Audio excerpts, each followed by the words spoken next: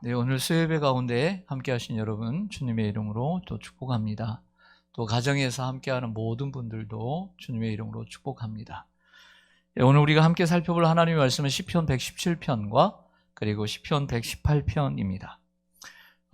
시편 117편은 시편 150편 가운데 보시는 대로 가장 짧은 시편이지만 그 넓이와 사상에 있어서는 가장 넓다고 할 수가 있습니다.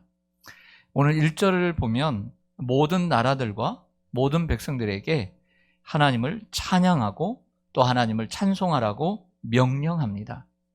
여기서 1절의 모든 나라들 또 2절의 모든 백성들은 온 세상 사람들을 가리킵니다.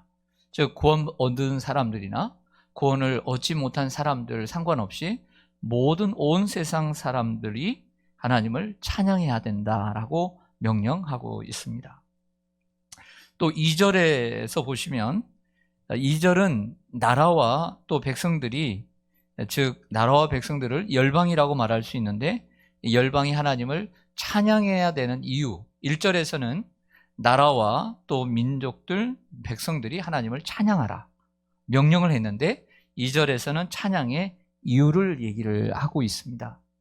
시편 86편과 같은 경우에는 하나님을 찬송하는 이유가 하나님이 세상을 창조하셨기 때문에 하나님을 찬송해야 된다라고 말하는 부분도 있는데 오늘 2절과 같은 경우에는 그런 부분에서 말씀하고 있는 것이 아니라 하나님의 성품을 기초로 해서 하나님을 찬송해야 된다라고 명령을 하고 있습니다. 그 하나님의 성품이 바로 인자하심과 또 진실하심이다라고 말하는 부분이 2절입니다. 하나님의 인자하심이 크기 때문에 또 여호와의 진실하심이 영원하기 때문에 하나님을 찬양해야 된다라고 말하는 부분이 2절입니다. 먼저 하나님의 인자하심이 크기 때문이라고 얘기를 하는데요. 여기에 인자하다라고 하는 히브리어는 헤세드입니다. 많이 들었죠? 이 헤세드라는 말은 하나님의 인자하심, 하나님의 긍휼하심도 가리키는 단어이지만 하나님의 사랑을 나타낼 때 하는 이야기입니다. 우리 하나님은 사랑이십니다. 하나님이 세상을 이처럼 사랑하사 독생자를 주셨으니 이는 저를 믿는 자마다 멸망치 않고 영생을 얻게 하려 하심이니라. 요한복음 3장 16절의 이 말씀처럼 하나님은 모든 사람들을 사랑하셔서 예수 그리스도를 우리 가운데 보내주셨습니다. 그리고 선민이 이스라엘 백성들에게만 구원이 있는 것이 아니라 그들을 통해서 온 열방, 온 나라와 온 민족들, 온 세상 사람들이 구원을 얻도록 하나님께서 길을 열어주셨습니다. 이것이 하나님의 인자하심이고 하나님의 사랑이라고 말할 수가 있습니다. 또한 다음으로 하나님을 찬양해야 되는 이유는 하나님의 진실하심이 영원하기 때문이다 라고 말을 합니다. 앞에 여호와의 인자라고 했을 때 히브리어는 헤세드인데 진실하다라고 하는 히브리어의 단어는 에메트입니다. 에메트라고 하는 단어는 원래는 견고하다, 지지하다, 버티다, 지탱하다 이런 뜻인데요. 이것을 의역하면 흔들리지 않다, 그리고 변하지 않는다. 즉 하나님은 한번 약속하신 것을 지키시는 분이고 하나님은 한번 말씀하신 것을 끝까지 지키시는 분이고 그리고 변함이 없는 분이다 라고 하는 이런 뜻을 가지고 있는 단어가 진실이라고 하는 것입니다. 하나님 우리에게 인자와 긍휼, 사랑이 많으시고 또 하나님은 우리에게 향한 그 약속을 말씀하신 약속을 그대로 지키시는 분이기 때문에 우리는 하나님을 찬송하고 하나님을 찬양해야 된다라고 말하는 것이 시편 117편이라고 말할 수가 있습니다. 그런데 시편 118편으로 넘어가면 이 17편에 있는 단어들이 그 초반절에 계속 나오는 것을 알 수가 있습니다. 한번 1절에서 4절까지 말씀 우리 같이 한번 읽으면서 어떤 단어가 반복되는지 그리고 어떤 단어가 시편 117편에 있는 단어와 흡사하고 유사하고 동일한지를 한번 생각해 보시기를 바랍니다. 우리 1절에서 4절 같이 읽습니다. 시작. 여호와께 감사하라. 그는 선하시며 그의 인자하심이 영원함이로다. 이제 이스라엘은 말하기를 그의 인자하심이 영원하다 할지로다. 이제 아론의 집은 말하기를 그의 인자하심이 영원하다 할지로다. 이제 여호와를 경외하는 자는 말하기를 그의 인자하심이 영원하다 할지로다. 아멘. 어떤 단어가 제일 많이 반복됩니까? 예, 그렇죠. 그의 인자하심이 영원하다. 그러면 앞에 117편에 있는 단어하고 어때요? 같죠. 여호와의 인자하심이 크고 그의 진실하심이 영원하기 때문에 하나님을 찬송하고 찬양하라는 명령이 있었는데 내용이 유사한 것을 알 수 있습니다. 근데 조금 다른 것을 찾는다면 117편은 하나님의 인자하심과 진실하심 때문에 하나님을 찬양하라라고 명령을 하고 있지만 오늘 여러분들 1절을 좀 자세히 보십시오. 시편 118편 1절을 보면 단어가 좀 달라요. 뭐 하라고 얘기합니까? 그렇죠. 감사하라. 앞에서는 그 인자하심 때문에 하나님을 찬양하라고 했는데 뒤에서를 보면 그 인자하심 때문에 하나님께 감사하라고 하는 부분이 조금 차이가 있다는 것을 알 수 있습니다. 찬양과 감사는 어떻게 보면 그 동의어라고 할 수 있습니다. 우리가 감사하는 것이 찬양하는 것이라고 할 수 있지요. 우리가 감사해야 되는 이유는 하나님이 우리에게 인자와 긍휼을 베푸셔서 구원의 길을 열어주셨기 때문이에요. 결국에는 우리는 멸망받을 수밖에 없는 존재였지 않습니까? 그래서 하나님의 사랑으로 예수 그리스도를 우리 가운데 보내주셔서 그 약속으로 구약의 성도들은 그 약속을 믿음으로써 구원을 받고 신약의 성도들은 이 땅에 오신 약속으로 오신 예수 그리스도를 믿음으로써 구원을 얻는 거잖아요. 그러니까 동일하게 이 약속, 말씀을 믿고 구원을 얻는 거거든요. 그래서 우리에게 말씀을 주셔서 그 말씀을 믿고 구원의 길을 열어주신 하나님께 감사라는 얘기예요. 그래서 구원의 길은 말씀을 통해서 이루어지는 거예요. 뭘 통해서 이루어진다고요? 말씀을 통해서 이루어지는 거예요.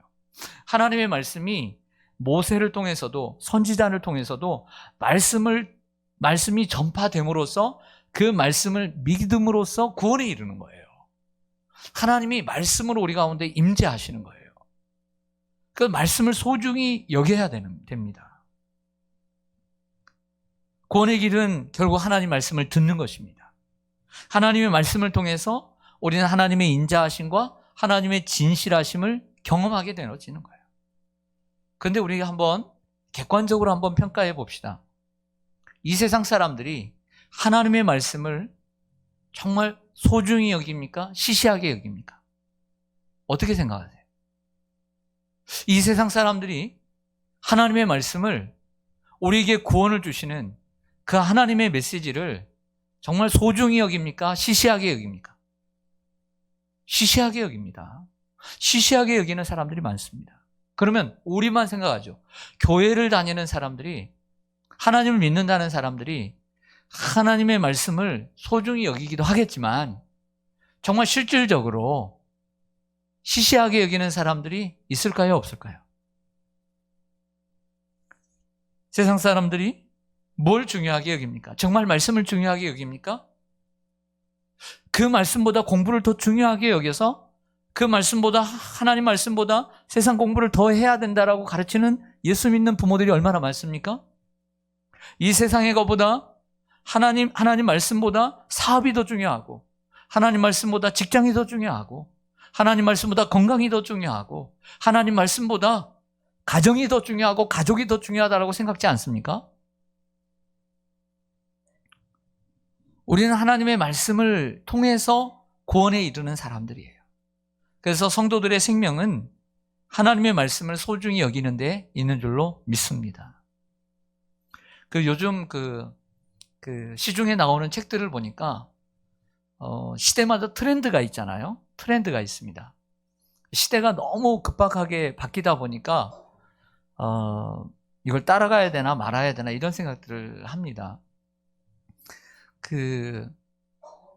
요즘 트렌드를 보니까 우리가 보는 이 성경이 이제 개역 개정판인데요. 개역 개정판인데 어떤 출판사에서는 우리 교회에서도 이제 나눠주긴 하지만 이제 스토리텔링이라고 그래서 한 대표가 어느 회사의 대표가 스토리텔링 풀어 써서 성경을 잘 좀 역사적인 배경을 넣어서 기록을 합니다. 그래서 그 성경을 하나씩 뭐 구약엔 창세기부터 신약은 마태복음부터 이렇게 하나씩 번역을 자기 나름대로 해가지고 읽힙니다. 그게 많이 인기를 누리고요. 또 오래전부터 저도 이제 많이 말씀드리는 것처럼 메시지라고 하는 그 유진 피터슨이라고 하는 교수님이 16년 동안 일상의 언어로 성경을 번역한 그런 내용들은 오래전부터 있었던 것처럼 요즘 그 좀 내노로 하는 신학자들이 그 세번역 성경을 그대로 앞에다가 절반 정도 싣고 그 밑에다가 좀 자기의 어떤 해설들을 넣어서 성도들이 일반적으로 성경을 좀 많이 읽게 하는 그런 어떤 책들이 많이 나오는 경향들이 요즘 있지 않나 이런 생각을 해보게 되었습니다. 그러나 우리가 좋은 부분은 있습니다. 하나님 말씀을 좀 읽어보면 좀 딱딱한 부분이 있잖아요. 그래서 성경, 우리는 이 경전이라고 그래서 책도 이렇게 멋있게 생겼고 이렇게 하는데 요즘은 이게 일반 책처럼 나오니까 마치 이게 소설 읽나 싶을 정도로 그렇게 읽기도 합니다만은 그래도 친근하게 읽을 수 있는 부분이 있지만 그러나 조금 조심스러운 부분들은 많이 메인적인 어떤 해석을 가미해 뒀기 때문에 감안하고 그런 부분들은 읽을 필요는 있다고 생각을 합니다. 더 중요한 것은 우리가 하나님의 인자하심이 참 큽니다. 하나님의 진실하심이 영원합니다. 이런 고백이 그냥 머리에서만 나오면 안 된다는 거예요. 그럼 이 시인이 이런 고백을 머리에서만 나와서 썼겠느냐라고 하는 거죠. 하나님의 인자하심이 큽니다. 하나님의 진실하심이 영원합니다. 분명히 가슴에서 우러나와서 썼다고 믿습니다. 그렇다고 한다면 우리도 그것을 가슴으로 느껴야 된다는 것이죠.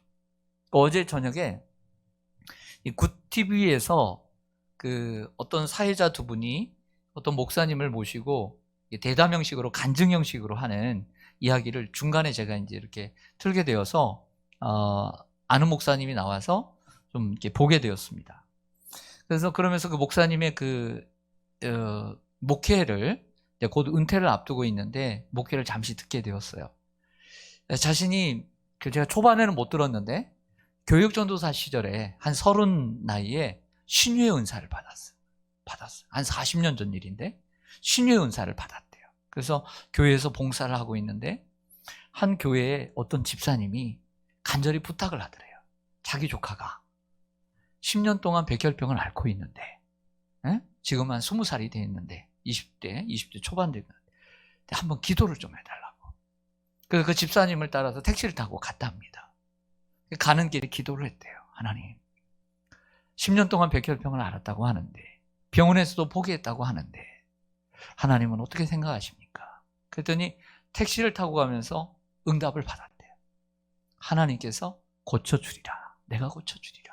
그 응답을 받고 딱 갔더니 정말 초등학생 21살인데 이 얼굴뿐만 아니라 온몸이 핏기가 없더래요. 온몸 핏기가 없고 그래서 병원에서 사망 선고를 내린 거예요. 그래서 예배를 드리고 기도를 해주고 왔답니다. 어떻게 됐을까요? 다음날 나은 줄로 믿습니다. 다음날 나왔대. 다음날. 놀라운 일이네. 근데 한 달 후에 그 집이 천주교인데 그 집에서 연락이 왔대요. 왜 연락이 왔을까요? 청혼이 들어왔대. 청혼. 결혼해달라고. 처자가 21살인데 전사님이 30살이라 9살 차이야. 9살 차이. 나이도 나이지만 천주교인이에요. 사모 정도 되려면 믿음이 있어야 돼, 없어야 돼? 있어야 되고. 그리고 목사님이 바라는 여자상이 있는데 일도 마음에 안 들더래요. 일도 마음에 안 들더래요. 그러면 결혼하면 되겠습니까? 안 되죠. 근데 그쪽에서 왜 청혼을 했냐고 그러니까 딸이 10년 동안 병을 앓았는데 이 사람이 고쳐줬단 말이에요. 하나님의 은혜로. 하나님이 고쳐주신 건데 이 사람이면 내 딸이 건강할 것 같더래요. 이 사람하고 살면 건강할 것 같더래. 그 청혼이 들어왔어요. 그래서 이 전사님이 기도를 했대요. 30살의 전사님이. 기도를 했더니 하나님이 하라고 그러더래요. 그래서 기도를 멈췄대요. 이거 뭐 계속 하면 하나님이 하라고 할 것 같아서 기도를 멈추고 며칠 후에 다시 한번 했대요. 다시 한번 했더니 하나님께서 또 하라고 그러더래요. 이 전사님이 잘하는 게 있어요. 이 전사님이 하나 잘하는 게 있어요. 그게 뭐냐면, 다 잘하겠지만 그분이 하신 말씀이 순종을 잘한대요. 하나님께. 순종을 잘한대요. 순종을. 그래서 일도 마음에 안 들지만 하나님께서 하라고 하니까 하나님께서 그러시대요. 네가 이 여자와 결혼을 하면 내가 너의 삶을 책임져 주리라. 그러더래요. 복을 주리라 그러더래요. 20일 만에 결혼했대요. 20일 만에. 네. 그 온양온천으로 신혼여행을 떠났대요. 근데 갔다 와서 같이 살게 되었는데 아프지 않았대요. 근데 원래 어릴 때부터 날 때부터 몸이 약하기 때문에 사모가 된 거예요. 사모가. 근데 같이 사는데 하루는 창밖으로 하면서 사람이 보인다는 거예요. 몇 사람이 보이는. 그 보니까 없어요. 사람이 안 보이는데 사모 눈에는 보이는 거예요. 그래서 물어봤더니 어떻게 생겼는지 정말 자세하게, 제가 여러분들 보는 것처럼 자세하게 얘기를 하더래요. 딱 보니까 귀신이에요. 귀신들이 밖에 나와 있는, 밖에서 부르는 거예요. 나가면 죽는다 생각하고, 그래서 기도를 했대요. 기도를. 한두 시간 열심히 기도를 하면, 그리고 난 다음에 눈을 뜨면 귀신들이 사라지고 없더래요. 그래서 또 잠깐 쉬면, 또 이제 눈을 뜨면 또 귀신이 또 보이는 거예요. 그래서 또 뭐 해야 돼요? 또 기도해. 더 기도하고, 그 신혼 때 또 기도하고, 한참을 또 몇 시간을 기도하고 나오면 또 안 보인대요. 그러다가 좀 자다가 일어나면 또 보이고, 나중에 보니까 군대가 와서 더 많이 나와요. 그럼 더 기도를 많이 해야 돼요? 적게 해야 돼요? 더 많이 하죠. 줄어들면 어때요? 좀 적게 해야 되는데 더 많아지니까 더 기도를 할 수밖에 없어요. 제대로 먹지도 못하고 자지도 못하고 일주일을 기도를 하는데 온몸이 다 살이 빠지고, 정말 여러분, 그분만 기도는 힘든 거예요. 힘든 거예요. 일주일 동안 기도를 했대요. 승리한 줄로 믿습니다. 그래서 물었대요. 하나님, 왜 이렇게 아내에게 저 귀신들이 보이게 하고 왜 이렇게 하십니까? 하나님께서 말씀하시대요. 기도 훈련시키려고 그런다. 기도 훈련시켜요.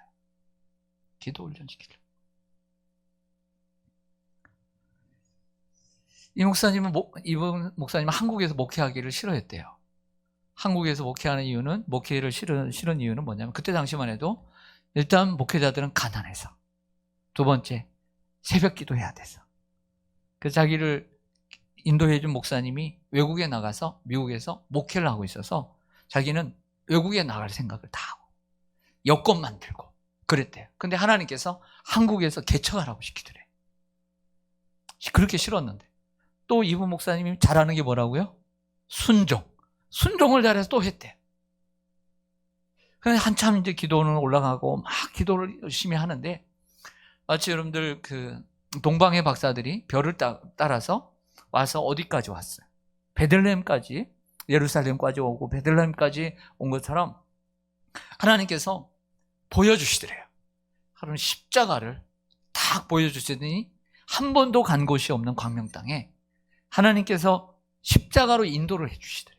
그래서 쭉 따라갔더니 광명 그 몇 번지에 딱 인도를 하더래요. 2층으로 돼 있는데 1층은 부동산도 있고 뭐도 있고 한데 2층이 비어 있더래요. 그래서 마침 부동산이 있어서 따라갔대요. 들어갔더니 그 2층이 지금 비어 있냐고, 뭐 하는 곳이냐고, 좀 교회를 하고 싶다고 그랬더니 교회였었대요. 교회 가지고 비어 있대요. 그러냐고. 그래서 하나님의 뜻인 줄 알고 목회를 시작했대요. 그 여동생하고 셋이서 처음 개척 예배를 드렸대요. 단둘이 이렇게 목회를 하는데 2달 동안 한 명도 안 오더래요. 한 명도 안 오더래요. 2달이 넘으니까 딱 한 명이 들어오더래요. 새벽 기도 때. 타교회 집사님이 새벽에 기도하려고 들어오시더래요. 그래가지고 그분과 함께 기도하는데 그분이 보니까 또 어렵게 살아요. 그래서 자기의 수입이 있었는데 월세 내야 되고 뭐 해야 되는데 그분한테 10분의 7을 줘버렸대요. 그래서 10분의 7을 줘버리고 그리고 자기는 월세 낼 것만, 생활할 것만 딱 짜놓고 하나님께 기도했대요. 몰래 목회하려고 하지 않았으니까 6개월만 목회를 하겠다고. 큰 변화가 없으면 그만두려고 6개월만 하겠다고. 그랬는데요, 6개월 만에 80명이 되고 1년 만에 100명이 넘는데, 지금은 하나님께서 은혜 주셔서 큰 교회를 이루고 이제는 후임까지 정했다는 말씀을 들었습니다. 그러면 사회자가 물어요. 사회자가 뭐라고 그러냐면, 목사님이 곧 은퇴를 앞두고 이렇게 계시는데 후배 목회자들에게 해주고 싶은 말씀이 있으면 한마디 하십시오. 이렇게 얘기를 했습니다. 근데 이런 말씀이에요. 지식으로 목회를 하지 마라. 지식으로 목회를 하지 마라. 살아계신 하나님을 만나라. 그 얘기를 해주고 싶대요. 살아계신 하나님을 만나라. 요즘 목회자들 설교 목회 못하는 목회자가 어디 있습니까? 책은 즐비하고 하고 싶으면 열심히 다 할 수 있습니다. 머리로 목회하려고 하고 생각으로 목회하려고 하고 경험으로 목회하려고 하고. 살아계신 하나님을 만나라. 오늘 이 시인은 여호와의 인자하심이 크고 여호와의 진실하심이 영원하다라고 고백하는 것은 머리의 고백이 아니라는 거예요. 가슴의 고백인 거죠. 살아계신 하나님. 저도 살아계신 하나님을 만나야 되고, 이 성도님들도 살아계신 하나님을 만나고 신앙생활을 해야 될 줄로 믿습니다. 살아계신 하나님을 만나야죠. 우리가 하나님을 만나도록 하나님이 이렇게 하시는 것 같아요. 하나님을 만날 수 있는 방식이 뭐냐면 가난이에요. 그리고 질병이 아닐까. 우리의 삶의 어려움이에요. 그렇게 해서 하나님을 모르던 영혼들이 하나님을 만날 수 있도록 계기를 만들어 주시는 것 같아요. 그래서 5절 말씀을 보겠습니다. 5절 말씀 시작. 내가 고통 중에 여호와께 부르짖었더니 여호와께서 응답하시고 나를 넓은 곳에 세우셨도다. 아멘. 내가 고통 중에 뭐 했어요? 여호와께 부르짖었더니 여호와께서 응답하시고 나를 넓은 곳으로. 그 넓은 곳이 뭐 형식적으로 보고 이렇게 실질적으로 넓은 곳인지 아니면 좋은 곳일 수도 있다라고 봅니다. 여러분, 우리가 하나님을 만날 수 있는 길은 어려운 중에 어려움을 만났을 때 기도하는 길인 줄 믿습니다. 그래서 하나님 우리를 만나 주시는 것 같아요. 계기를 만들어 주시는 거죠. 야곱을 생각해 봅니다. 야곱이 장자권을 몰래 빼앗고 도둑질하고 도망을 갔습니다. 외삼촌 집에 가서 20년 동안 종살이와 같이 일을 했습니다. 제대로 월급을 받지 못했습니다. 가족들을 이끌고 돌아오는 길에 20년 만에 형 에서를 만나는데 400명의 군사와 같은 사람들을 몰고 온다는 거예요. 얼마나 겁이 납니까? 그래서 그날 야복강가에서 혼자 스스로 남아서 기도를 합니다. 어려움을 만나니까. 그 고통 중에 하나님 앞에 부르짖죠. 근데 그 부르짖음이 얼마나 대단했습니까? 여러분들, 유대는요, 우리나라하고 달라요.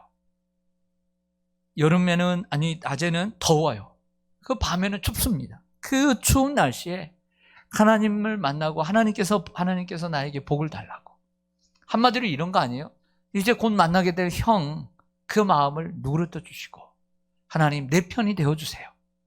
이런 얘기 아닙니까? 뭔 기도할 게 뭐 있습니까?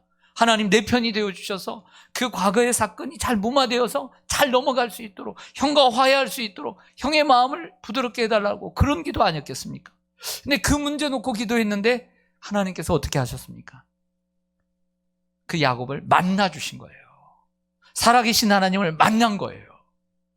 그리고 하나님 얼굴을 보았어요. 분이엘의 축복을 받고, 그리고 그 이름이 변하는, 하나님을 만나면 이름이 바뀌는 줄 믿습니다. BC의 삶이 AD의 삶으로 바뀌어요. 야곱의 삶이, 속이는 자가 하나님의 왕자가 됩니다. 이스라엘이 됩니다. 이스라엘의 이라고 하는 이름을 얻게 되었습니다. 우리가 어려울 때, 우리가 아플 때, 또 우리가 고난을 당할 때, 우리가 기도할 때, 기도하게 되면 하나님을 만나게 되는 줄로 믿습니다. 그런데 제 경험상 볼 때, 저 개인적으로도 그렇고 많은 분들을 봤을 때도 기도만 하면 안 돼요. 기도만 하면. 기도만 있으면 하나님을 떠나가요. 말씀이 없고 기도만 있으면 하나님 떠나가더라고요. 기도만 있다는 것은 자기 소원 이루고 가버리는 거예요. 자기 소원만 좋은 거예요. 하나님 말씀을 붙잡지 못하는 거예요. 말씀이 함께 해야 합니다. 말씀이 없는 기도는 순간적이고, 말씀이 없이 기도하는 사람은 뿌리가 없는 나무처럼 사라져버립니다. 이런 사람은요, 자기를 위해서 기도하는 것밖에 없어요. 자기를 위해서 기도하는 것밖에 없어요. 우리가 자신을 돌아봅시다. 기도를 하는데 자기 기도밖에 없어요. 그러면 안 돼요. 어떤 분이 이런 얘기했어요. 성경에는 이기적인 단어가 없다. 신앙은 이기적이 아닌 거예요. 하나님을 알면 알수록 하나님의 영광을 구하고, 하나님을 알면 알수록 이타적인 삶을 살아가야 되는 거예요. 근데 기도할 때 자기만을 놓고 기도하는 사람들이 있어요. 그러면 안 돼요. 뿌리 없는 나무와 같아요. 말씀이 있어야 합니다. 사람들이 힘들 때는 나와서 기도합니다. 자녀에 큰 문제가 있고 자녀의 성패가 달려있을 때는 나와서 기도합니다. 자신의 몸이 아플 때는 나와서 기도합니다. 근데 문제가 없을 때는 안 나옵니다. 자녀의 문제가 사라지면 안 나옵니다. 건강해지면 안 나옵니다. 왜 그럽니까? 그러면 안 됩니다. 항상 기도해야 합니다. 하나님의 은혜를 입으면 기도하는 사람이 되어야 합니다. 자기만을 위해서 기도하는 것, 변해야 합니다. 순간적으로는 지금은 그럴 수 있지만 그 기회를 타서 하나님을 알고 하나님을 만나고 그리고 말씀 안으로 들어가야 될 줄로 믿습니다. 자기만을 위해서 기도했던 사람들, 그 기회를 타서 기도는 나만 위해서 기도하는 것이 아니구나. 하나님의 나라와 의를 구해야 하고 많은 이들을 위해서 기도해야 되는 것이구나 라는 것을 배워야 합니다. 하나님은 이기적인 기도만 하는 사람은 기뻐하지 않습니다. 우리 6절과 7절로 가보겠습니다. 시편 118편 6절과 7절 같이 한번 읽겠습니다. 시작. 여호와는 내 편이시라. 내가 두려워하지 아니하리니 사람이 내게 어찌할까. 여호와께서 내 편이 되사 나를 돕는 자들 중에 계시니 그러므로 나를 미워하는 자들에게 보응하시는 것을 내가 보리로다. 아멘. 따라서 하겠습니다. 여호와는 내 편이시라. 여러분들, 이 고백도 머리의 고백일까요? 가슴의 고백일까요? 가슴의 고백이에요. 이것도 체험적인 고백입니다. 여러분, 내 힘으로는 도저히 안 되는 일이 있어요. 내 힘으로는 정말 불가능한 일인데 됐어요. 돼버렸어.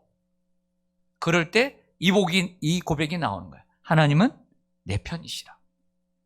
오늘 이 시인도 내 힘으로는 도저히 안 되는 일인데 하나님이 내가 구할 때 도와주셨어. 그래서 됐어요. 그때 나올 수 있는 고백이 역시 하나님은 내 편이시구나. 이렇게 고백을 하게 되는 것이죠. 그러므로 그때 사람은 두렵지 않습니다. 이 세상 어느 누구도 하나님의 지혜와 능력을 이길 수 없기 때문이죠. 그래서 하나님의 사람을 미워하는 것은 실수하는 것입니다. 상대가 안 되는 사람과 싸우기 때문이죠. 그 사람이 아니라 그 뒤에 계시는 하나님과 싸우기 때문입니다. 14절로 한번 가보겠습니다.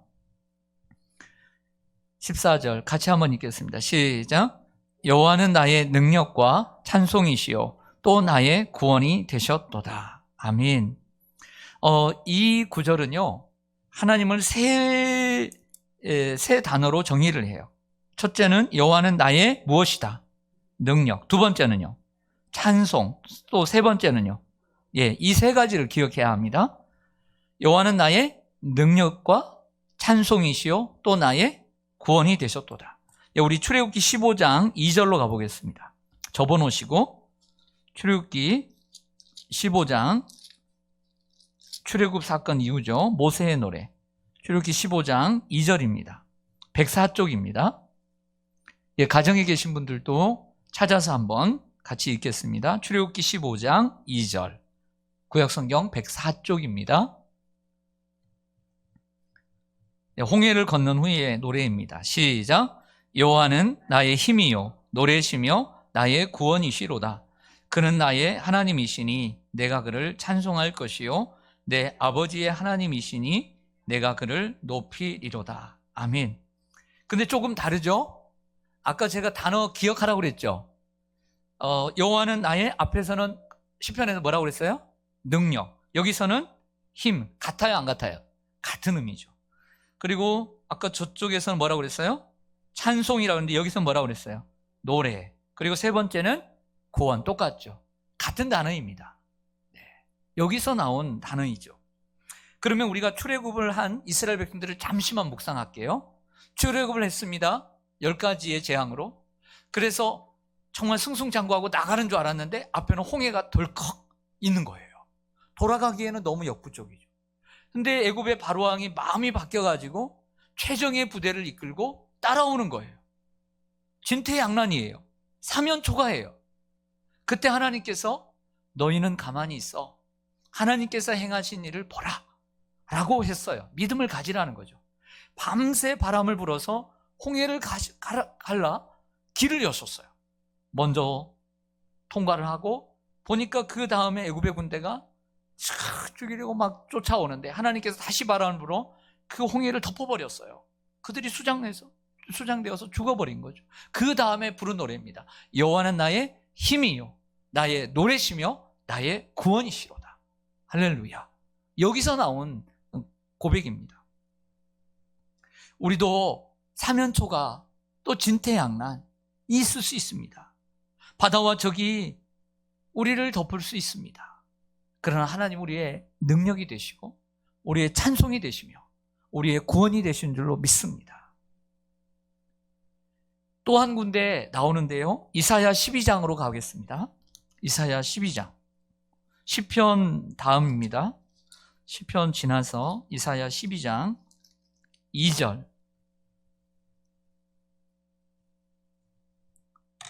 구약성경 982쪽 이사야 12장 2절입니다. 이사야 12장 2절 시작. 보라, 하나님은 나의 구원이시라. 내가 신뢰하고 두려움이 없으리니 주 여호와는 나의 힘이시며 나의 노래시며 나의 구원이심이라. 아멘. 하반절에 보면 여호와는 나의 힘. 네. 출애굽기와 같죠? 그리고 나의 노래, 찬송. 그리고 세 번째는 나의 구원이십니다. 네, 출애굽기의 말씀과 같은 거죠. 자, 이 본문의 배경은 하나님이 이스라엘을 회복시키시고 하나님의 나라를 세우실 때 장차 이스라엘이 이 노래를 부를 것이라고 예언하는 말씀입니다. 보라, 하나님은 나의 구원이십니다. 저와 여러분도 이렇게 고백했으면 좋겠습니다. 네, 하나님은 나의 힘이요, 나의 노래요, 나의 구원이다. 시편의 표현대로 얘기하자면 하나님은 나의 능력이고 나의 찬송이며 나의 구원이십니다. 이렇게 고백할 수 있게 되기를 원합니다. 따라서 하겠습니다. 하나님은 나의 힘이시며 노래시며 구원이십니다. 다시 한번요. 여호와는 나의 능력과 찬송이시요 또 나의 구원이 되셨도다. 아멘. 네, 이 세 가지의 말씀이 구절이 서로 연결되어 있음을 볼 수 있습니다. 사람들은 건강에서 힘을 얻으려고 합니다. 물질에서 힘을 얻으려고 합니다. 명예에서 힘을 얻으려고 하고 권세에서 힘을 얻으려고 합니다. 여러분, 우리는 하나님께 힘을 얻어야 될 줄로 믿습니다. 하나님께 힘을 얻어야 돼요. 하나님께. 그럼 하나님께 힘을 어떻게 얻습니까? 이사야 40장 31절 말처럼 여호와를 앙망하는 자들에게는 새 힘을 주신 거죠. 우리가 하나님을 앙망해야 될 줄로 믿습니다. 하나님을 만나야 될 줄로 믿습니다. 그래서 여러분, 춥죠. 연말이고 또 하루도 얼마나 힘들었습니까? 그러나 우리가 이렇게 하나님을 예배하고 하나님을 이렇게 만나고 가면 힘이 나야 안 나요? 납니다. 근데 계속 예배를 안 드리고 춥다고 안 드리고 바쁘다고 안 드리고 뭐 한다고 안 드리고 그러면 힘이 날까요, 안 날까요? 안 납니다. 안 납니다. 안 납니다. 천하의 누구도 안 납니다. 하나님을 만나야 나는 줄로 믿습니다. 하나님 앞에 나와야 됩니다. 네.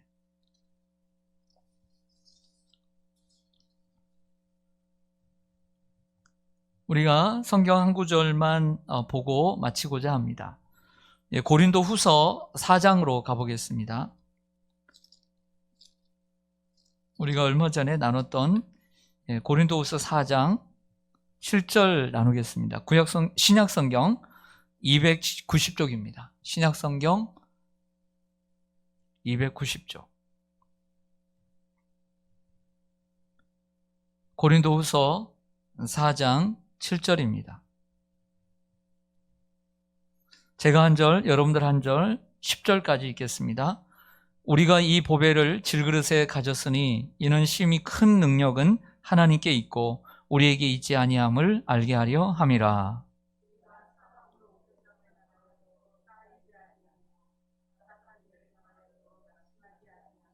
박해를 받아도 버림받지 아니하며 거꾸로 뜨림을 당하여도 망하지 아니하고